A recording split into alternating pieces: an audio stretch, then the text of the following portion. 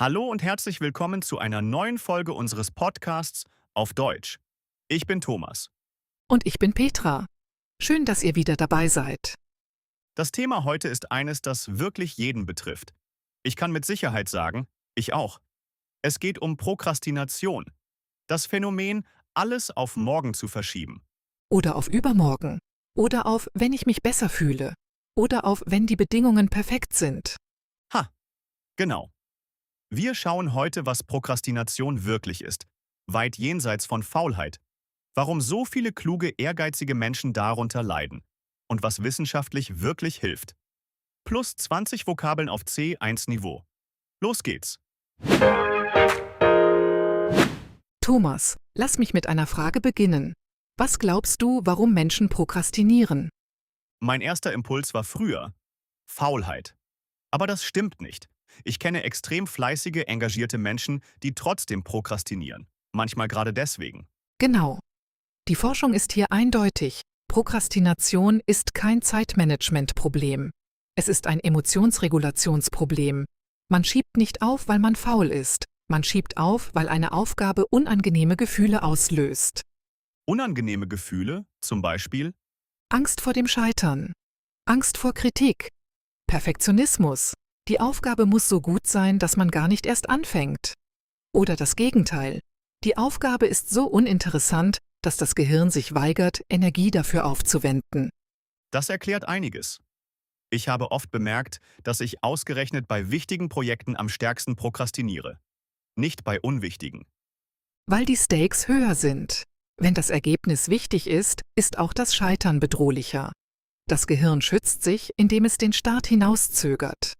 Und der Psychologe Fushia Siroas hat gezeigt, dass Prokrastination langfristig den Stress erhöht, nicht verringert. Man fühlt sich kurz besser, wenn man ausweicht. Aber die Aufgabe verschwindet nicht, sie wächst in unserem Kopf. Das ist das Paradoxe an Prokrastination. Sie ist ein Versuch, negative Emotionen zu vermeiden, erzeugt aber langfristig noch stärkere negative Emotionen. Schuldgefühle, Scham, Druck. Ein Teufelskreis. Man schiebt auf, weil man sich schlecht fühlt. Dann fühlt man sich noch schlechter, weil man aufgeschoben hat. Also schiebt man weiter auf. Lass uns einen Blick ins Gehirn werfen. Was passiert neurobiologisch beim Prokrastinieren? Das limbische System, der emotionale Teil des Gehirns, reagiert auf eine bedrohliche Aufgabe mit einem Vermeidungsimpuls. Es will unmittelbare Belohnung. Es denkt nicht in Monaten oder Jahren. Und der präfrontale Kortex, der rationale Teil, der langfristig planen kann, weiß, dass wir die Aufgabe erledigen sollten. Aber er ist schwächer als das limbische System, besonders wenn wir müde, gestresst oder abgelenkt sind. Das erklärt, warum Prokrastination abends schlimmer ist als morgens. Der präfrontale Kortex erschöpft sich im Laufe des Tages. Entscheidungsmüdigkeit ist real. Sehr interessant. Und deshalb ist es so wichtig, die wichtigsten Aufgaben morgens zuerst zu erledigen, wenn der rationale Teil des Gehirns noch frisch ist. Das nennt man Eat the Frog, den Frosch als erstes essen. Ein lebhaftes Bild. Aber es stimmt. Mark Twain wird dieser Ratschlag zugeschrieben. Wenn du jeden Morgen einen Frosch essen musst, erledige es als erstes. Dann ist der schlimmste Moment des Tages vorbei. Und wenn du 2 Frösche essen musst, fange mit dem größeren an. Sehr anschaulich. Aber auch sehr wahr. Ich finde es hilfreich, zwischen verschiedenen Prokrastinationstypen zu unterscheiden. Der Perfektionist zum Beispiel. Der Perfektionist beginnt nicht, weil das Ergebnis noch nicht gut genug sein könnte. Er wartet auf den perfekten Moment, die perfekte Idee, die perfekten Bedingungen, die natürlich nie kommen. Dann gibt es den Angstvermeidenden. Der prokrastiniert aus Angst vor dem Scheitern oder vor negativem Urteil anderer. Den Entscheidungsscheuen, der so viele Optionen hat, dass er keine wählen kann. Lähmung durch Überangebot. Und den Tröster. Der prokrastiniert, um sich zu belohnen. Netflix statt Bericht schreiben. Social Media statt Lernen. Das Belohnungssystem des Gehirns wird kurzfristig befriedigt. Welchem Typ würdest du dich zuordnen, Petra? Ehrlich gesagt, Perfektionistin mit einer Prise Angstvermeidung. Ich überarbeite Dinge lieber noch einmal, als sie abzuschicken, weil das Abschicken bedeutet, dass andere urteilen können. Das ist mutig, das so offen zu sagen. Ich bin eher der Entscheidungsscheue. Wenn ich zu viele Optionen habe, analysiere ich so lange, bis die Zeit abgelaufen ist. Was natürlich auch eine Entscheidung ist, nur eine schlechte. Ausdruck 1. Prokrastinieren. Bedeutung: Aufgaben oder Entscheidungen auf einen späteren Zeitpunkt verschieben, obwohl man sie jetzt erledigen sollte. Beispiel 1. Er prokrastiniert seit Wochen bei der Steuererklärung und der Stress wächst täglich. Beispiel 2. Prokrastinieren ist kein Zeichen von Faulheit, sondern oft von Angst oder Überforderung. Ausdruck 2. Aufschieben. Bedeutung: Etwas auf einen späteren Zeitpunkt verlegen, eine Aufgabe nicht sofort erledigen. Beispiel 1. Sie schob das schwierige Gespräch mit ihrem Chef immer wieder auf. Beispiel 2. Je länger man eine Aufgabe aufschiebt, desto schwerer fällt es anzufangen. Ausdruck 3. Ausweichen. Bedeutung: Einer unangenehmen Situation, Person oder Aufgabe bewusst aus dem Weg gehen. Beispiel 1. Er wich der Konfrontation aus, indem er sich in unwichtigen Aufgaben verlor. Beispiel 2. Ausweichen löst das Problem nicht. Es verschiebt es nur in die Zukunft. Ausdruck 4. Die Lähmung. Bedeutung: Ein Zustand der Handlungsunfähigkeit durch Überforderung, Angst oder zu viele Optionen. Beispiel 1. Die Lähmung durch zu viele Entscheidungsmöglichkeiten nennt man auch Entscheidungsparalyse. Beispiel 2. Perfektionismus kann zur Lähmung führen. Man fängt nicht an, weil es nie gut genug ist. Ausdruck 5. Der Teufelskreis. Bedeutung: Ein sich selbst verstärkender Kreislauf negativer Ursachen und Wirkungen. Beispiel 1. Prokrastination und Schuldgefühle bilden einen klassischen Teufelskreis. Beispiel 2. Aus einem Teufelskreis auszubrechen, erfordert bewusste Unterbrechung des Musters. Ausdruck 6. Die Entscheidungsmüdigkeit. Bedeutung: Die abnehmende Qualität von Entscheidungen nach vielen vorausgegangenen Entscheidungen. Beispiel 1. Entscheidungsmüdigkeit erklärt, warum viele Menschen abends prokrastinieren. Beispiel 2. Barack Obama und Steve Jobs reduzierten ihre Kleidungsauswahl, um Entscheidungsmüdigkeit zu vermeiden. Ausdruck 7. Überwältigen. Bedeutung: Jemanden durch Menge, Schwierigkeit oder Intensität überfordern. Beispiel 1. Die schiere Menge an Aufgaben überwältigte ihn. Er wusste nicht, wo anfangen. Beispiel 2. Wenn eine Aufgabe überwältigend wirkt, hilft es, sie in kleinste Schritte aufzuteilen. Ausdruck 8. Der Handlungsdrang.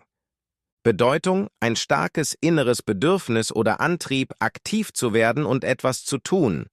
Beispiel 1. Nach dem Motivationsvortrag spürte sie einen starken Handlungsdrang. Beispiel 2. Handlungsdrang ist der Gegenpol zur Prokrastination. Er entsteht durch Klarheit und Energie. Ausdruck 9. Die Prokrastination. Bedeutung: Das wiederholte, irrationale Aufschieben wichtiger Aufgaben trotz negativer Konsequenzen. Beispiel 1. Prokrastination ist kein Zeitmanagementproblem, sondern ein Emotionsregulationsproblem. Beispiel 2. Chronische Prokrastination kann zu Burnout, Versagensangst und Selbstzweifeln führen. Ausdruck 10. Ablenken. Bedeutung: Die Aufmerksamkeit von einer Aufgabe weg auf etwas anderes lenken. Beispiel 1. Social Media ist das effektivste Mittel, um sich von wichtigen Aufgaben abzulenken. Beispiel 2. Wer sich leicht ablenken lässt, sollte das Smartphone beim Arbeiten außer Sichtweite legen. Ausdruck 11. Die Selbstdisziplin. Bedeutung: Die Fähigkeit, sich selbst zu steuern und Ablenkungen zu widerstehen. Beispiel 1. Selbstdisziplin ist kein Talent. Sie ist ein Muskel, der durch regelmäßiges Training wächst. Beispiel 2. Ohne Selbstdisziplin sind gute Vorsätze wertlos. Ausdruck 12. Überfällig. Bedeutung: Schon längst fällig oder hätte schon längst erledigt werden sollen. Beispiel 1. Der Bericht war seit 2 Wochen überfällig. Der Chef wurde zunehmend ungeduldig. Beispiel 2. Viele Gespräche, die wir meiden, sind längst überfällig. Ausdruck 13. Die Versagensangst. Bedeutung: die Angst davor, eine Aufgabe nicht gut genug zu erfüllen oder zu scheitern. Beispiel 1. Versagensangst ist einer der häufigsten Auslöser von Prokrastination. Beispiel 2. Wer Versagensangst überwindet, entdeckt oft, dass die Aufgabe leichter war als befürchtet. Ausdruck 14. Die Ablenkung. Bedeutung: etwas, das die Aufmerksamkeit von einer wichtigen Aufgabe weglenkt. Beispiel 1. Moderne Büros sind voller Ablenkungen, von E-Mails bis zu Kollegengesprächen. Beispiel 2. Wer Ablenkungen eliminiert, verdoppelt oft seine Produktivität in kurzer Zeit. Ausdruck 15. Hinzögern. Bedeutung: einen Beginn oder eine Entscheidung absichtlich verzögern. Beispiel 1. Er hinzögerte die Antwort auf die wichtige E-Mail, bis es fast zu spät war. Beispiel 2. Hinzögern verschafft kurzfristige Erleichterung, schafft aber langfristig mehr Druck. Ausdruck 16. Die Prokrastinationsfalle. Bedeutung: eine Situation oder Gewohnheit, die dazu verleitet, regelmäßig aufzuschieben. Beispiel 1. Das geöffnete Browserfenster mit sozialen Medien ist eine klassische Prokrastinationsfalle. Beispiel 2. Wer seine persönlichen Prokrastinationsfallen kennt, kann sie gezielt vermeiden. Ausdruck 17. Anpacken. Bedeutung: eine Aufgabe mutig und tatkräftig in Angriff nehmen. Beispiel 1. Statt weiter aufzuschieben, packte sie die Aufgabe entschlossen an. Beispiel 2. Manchmal hilft es einfach, eine Aufgabe anzupacken. Der Anfang ist das Schwerste. Ausdruck 18. Die Priorität. Bedeutung: die Rangfolge von Aufgaben nach ihrer Wichtigkeit oder Dringlichkeit. Beispiel 1. Wer keine Prioritäten setzt, behandelt alles als gleich wichtig und erledigt das Falsche zuerst. Beispiel 2. Die Eisenhower-Matrix hilft dabei, Prioritäten nach Wichtigkeit und Dringlichkeit zu setzen. Ausdruck 19. Der innere Schweinehund. Bedeutung: der innere Widerstand, der einen davon abhält, wichtige, aber unangenehme Dinge zu tun. Beispiel 1. Den inneren Schweinehund zu überwinden, ist eine der wichtigsten Fähigkeiten im Beruf. Beispiel 2. Gegen den inneren Schweinehund hilft oft einfach anfangen, auch wenn es sich nicht gut anfühlt. Ausdruck 20. Die Prokrastinationsspirale. Bedeutung: eine sich verschlimmernde Abwärtsspirale, in der Aufschieben zu mehr Druck führt. Beispiel 1. Viele Studierende geraten in eine Prokrastinationsspirale kurz vor Prüfungen. Beispiel 2. Aus der Prokrastinationsspirale kommt man nur heraus, indem man kleine, sofort umsetzbare Schritte macht. Im zweiten Teil werden wir sehr praktisch. 4 Strategien, die wirklich funktionieren, wissenschaftlich belegt und im Alltag erprobbar. Die erste Strategie stammt aus David Allens Methode, Getting Things Done, die 2-Minuten-Regel. Wenn eine Aufgabe weniger als 2 Minuten dauert, erledige sie sofort. Jetzt, nicht morgen. Klingt banal, ist aber revolutionär. Die meisten E-Mails, die wir aufschieben, dauern weniger als 2 Minuten. Der Anruf, den wir meiden, oft unter 2 Minuten. Das kurze Feedback, unter 2 Minuten. Weil wir die mentale Last des Aufschiebens unterschätzen. Jede aufgeschobene Aufgabe belegt einen Teil unserer mentalen Kapazität. Sie bleibt im Kopf. Die 2-Minuten-Regel befreit uns davon. Und für größere Aufgaben, sie auf die kleinste mögliche Einheit herunterbrechen. Nicht ich schreibe den Bericht, sondern ich schreibe die erste Überschrift. Nur das. Der Rest folgt oft von selbst. Die Pomodoro-Technik ist eine der bekanntesten Antiprokrastinationsmethoden. Man arbeitet 25 Minuten konzentriert, dann 5 Minuten Pause. Das nennt man eine Pomodoro-Einheit. Warum funktioniert das? Weil 25 Minuten überschaubar sind. Das Gehirn kann sich auf 25 Minuten einlassen, auch für unangenehme Aufgaben. Ich muss das nicht für immer machen, nur für 25 Minuten. Und die feste Pause gibt dem Gehirn die Belohnung, die es sucht. Man prokrastiniert nicht mehr, weil die Erholung eingeplant ist. Wichtig, während der 25 Minuten keine Ablenkungen. Handy weg, E-Mail zu, Browser-Tabs schließen. Totale Fokussierung, aber nur für 25 Minuten. Das klingt auf den ersten Blick kontraintuitiv. Aber Studien zeigen, wer sich nach dem Prokrastinieren weniger selbst geißelt, prokrastiniert beim nächsten Mal weniger. Weil Selbstkritik Schuldgefühle erzeugt und Schuldgefühle sind unangenehm und Unangenehmes vermeiden wir. Also prokrastinieren wir noch mehr. Der Teufelskreis. Selbstmitgefühl bedeutet nicht, sich zu entschuldigen oder Verantwortung zu vermeiden. Es bedeutet, ich habe aufgeschoben. Das ist menschlich. Jetzt mache ich weiter. Professor Christine Neff von der Universität Texas hat gezeigt, Menschen mit hohem Selbstmitgefühl sind produktiver, nicht weniger, weil sie schneller von Rückschlägen erholen und weitermachen. Die vielleicht mächtigste Strategie aus der Forschung. Umsetzungsintentionen. Oder auf Englisch Implementation Intentions. Man formuliert einen konkreten Plan.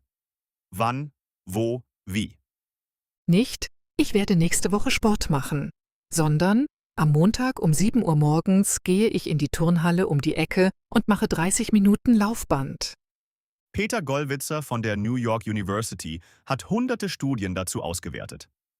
Umsetzungsintentionen erhöhen die Wahrscheinlichkeit, eine Aufgabe tatsächlich zu erledigen, um bis zu 300%. Weil das Gehirn nicht mehr entscheiden muss. Die Entscheidung ist bereits getroffen. Man folgt nur noch dem Plan. Und das kostet viel weniger Willenskraft als spontane Entscheidungen. Zusammenfassung. Prokrastination ist menschlich, verständlich und überwindbar. Mit den richtigen Werkzeugen, dem richtigen Verständnis und vor allem dem Mut, einfach anzufangen. Denn das Starten ist das Schwerste. Alles andere folgt. Wie ein chinesisches Sprichwort sagt, der längste Weg beginnt mit dem ersten Schritt. Das war unsere Folge über Prokrastination, warum wir aufschieben und wie wir aufhören damit.